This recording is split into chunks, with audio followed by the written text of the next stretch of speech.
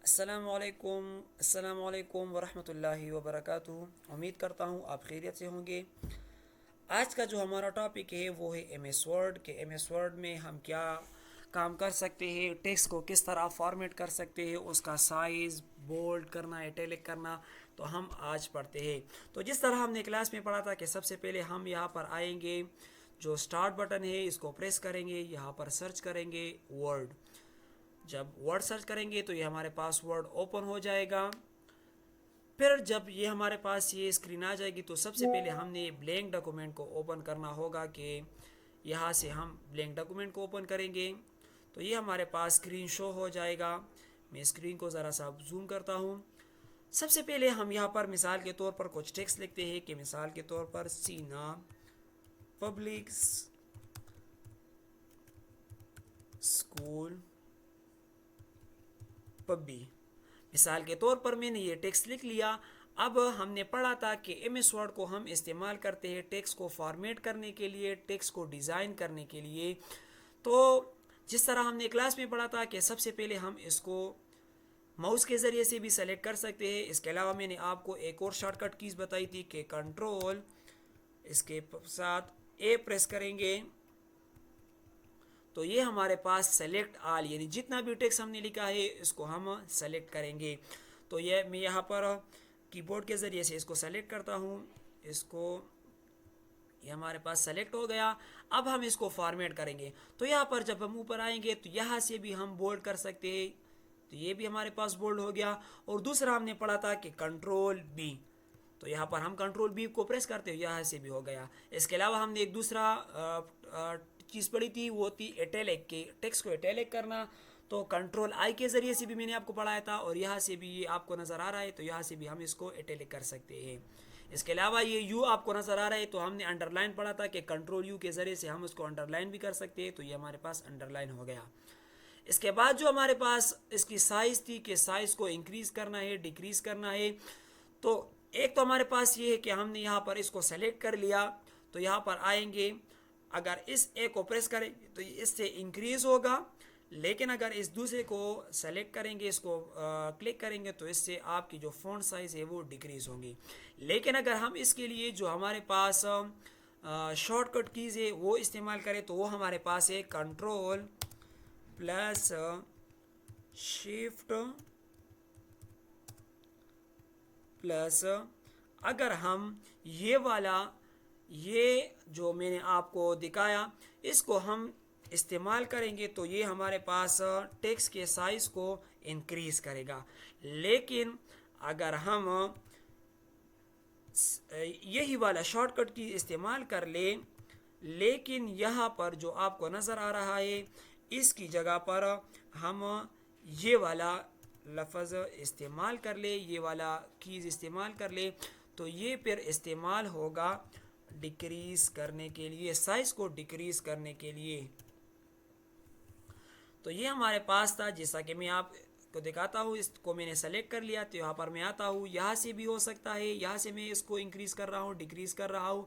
लेकिन अगर मैं माउस को इस्तेमाल ना कर लूँ और कीबोर्ड को इस्तेमाल कर लूँ तो जैसा कि मैं यहाँ पर शिफ्ट को भी दबा रहा हूँ, कंट्रोल को भी दबाया और इसके साथ ये इंक्रीज़ वाला दबाता हूँ तो ये आपका इंक्रीज़ हो रहा है। लेकिन अगर मैं कंट्रोल शिफ्ट और दूसरा वाला कीज़ दबाऊँ तो ये साइज़ वो डिक्रीज़ हो रहा है। इसके साथ अगर हमने मिसाल के तौर पर इस टेक्स्ट को सेलेक्ट कर लिया है और मैं चाहता हूँ कि मैं इसकी जो डिज़ाइनिंग है उसको चेंज कर लूँ तो यहाँ पर मैं आऊँगा। यहाँ पर आपके साथ मुख्तलिफ़ टाइप से मुख्तलिफ़ डिज़ाइन है, आप उसको चेंज कर सकते हैं। तो यहाँ पर आपको देख रहा है कि ये मैंने इसकी जो स्टाइल है उसको चेंज कर लिया। इसके बाद जो है हमारे पास ये सारे हमने पढ़ा है, कुछ नया पढ़ते हैं कि ये इसको कुछ डिज़ाइन देना है, कुछ इफ़ेक्ट देना है। तो यहाँ पर हमने इस मिसाल के तौर पर मैं कहता हूँ कि सिर्फ़ और सिर्फ जो हमारे पास सीना लफ्ज़ है, सीना, सिर्फ़ और सिर्फ इसको डिज़ाइन करना है। तो यहाँ पर हम आएंगे तो मिसाल के तौर पर मैंने ये सेलेक्ट कर लिया तो आपको नज़र आ रहा होगा कि जो हमारे पास सीना लफ्ज़ थी उसकी डिज़ाइनिंग चेंज हो गई।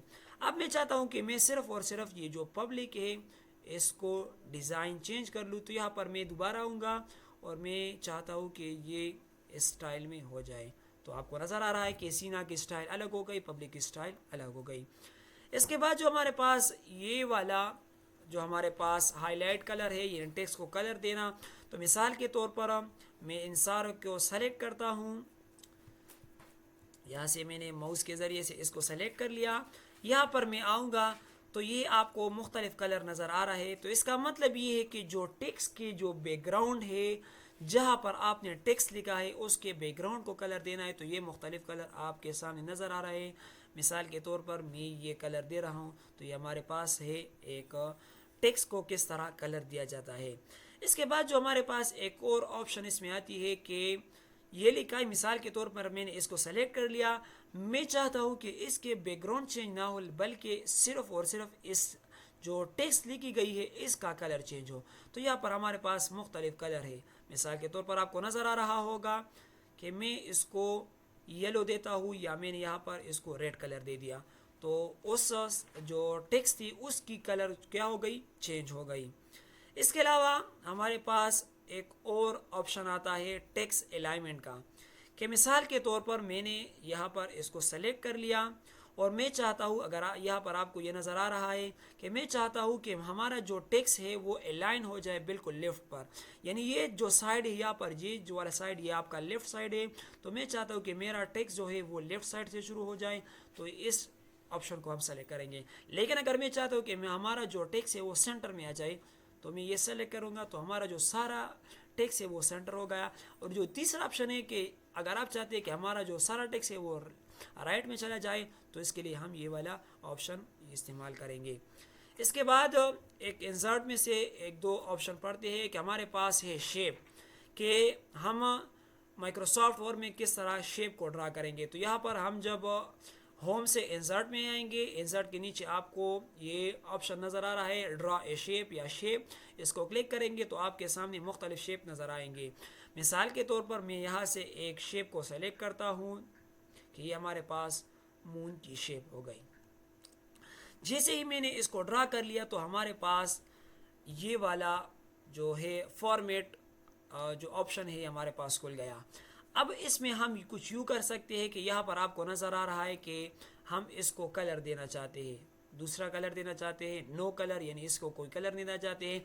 अगर यहाँ से नहीं करना चाहते तो ये आपको नज़र आ रहा है शेप फिल, तो इस पे हमारे पास मुख्तलिफ कलर होते हैं कि आप उसको किस तरह का कलर देना चाहते हैं। तो हम चाहते हैं कि ये नो कलर हो या सिर्फ वाइट हो। इसके बाद है शेप आउटलाइन। शेप आउटलाइन का मतलब ये है कि जो कलर ये जो मून हमने ड्रा किया है इसकी जो लाइन है, बॉर्डर है, इसको कौन सा कलर दिया जाए। तो हम यहाँ पर आएंगे तो हमारे पास मुख्तलिफ कलर है। मिसाल के तौर पर मैं चाहता हूँ कि रेड हो, मैंने रेड को सेलेक्ट कर लिया।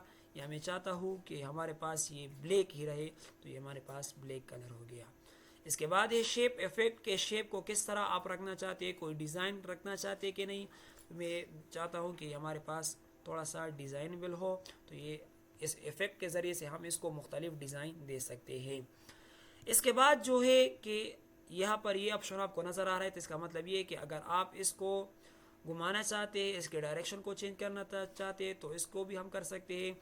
ये जब आप जो माउस कर्सर है इसको इस पर लाएंगे तो आपको ये नज़र आ रहा है कि ये 4 जो एरो है ये आपको नज़र आ रहा है। तो इसका मतलब ये है कि आप अपने इस शेप को अगर एक जगह से दूसरी जगह मूव करना चाहते हैं तो यहाँ आपको नज़र आ रहा है, तो ये मैं इसको मूव कर सकता हूँ। और तीसरा जो ऑप्शन इसमें आता है वो ये है कि आपको डबल हेडेड एरो लाइन आज नज़र आ रहा है।